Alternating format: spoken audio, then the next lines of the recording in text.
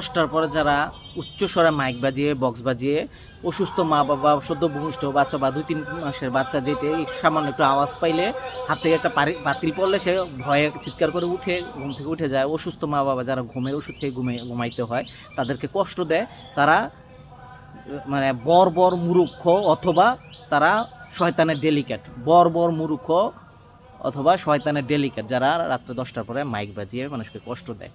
এটা মাজারে হোক যে কোনো জায়গায় হোক। ধন্যবাদ। 10টার পরে যারা উচ্চস্বরে মাইক বাজিয়ে বক্স বাজিয়ে অসুস্থ মা বাবা সদ্য ভূমিষ্ঠ বাচ্চা বা 2-3 মাসের বাচ্চা যেটি সামান্য একটু আওয়াজ পাইলে হাত থেকে একটা বাতিল পড়লে সে ভয়ে চিৎকার করে উঠে ঘুম থেকে উঠে যায়। অসুস্থ মা বাবা যারা ঘুমের ওষুধ খেয়ে ঘুমাইতে হয় তাদেরকে কষ্ট দেয়, তারা মানে বর মূর্খ অথবা তারা শয়তানের ডেলিকেট, বর মূর্খ অথবা শয়তানের ডেলিকেট যারা রাত্রে 10টার পরে মাইক বাজিয়ে মানুষকে কষ্ট দেয়।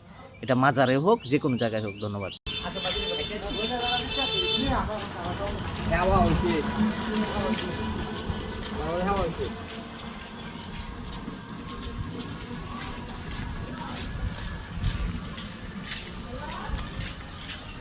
ও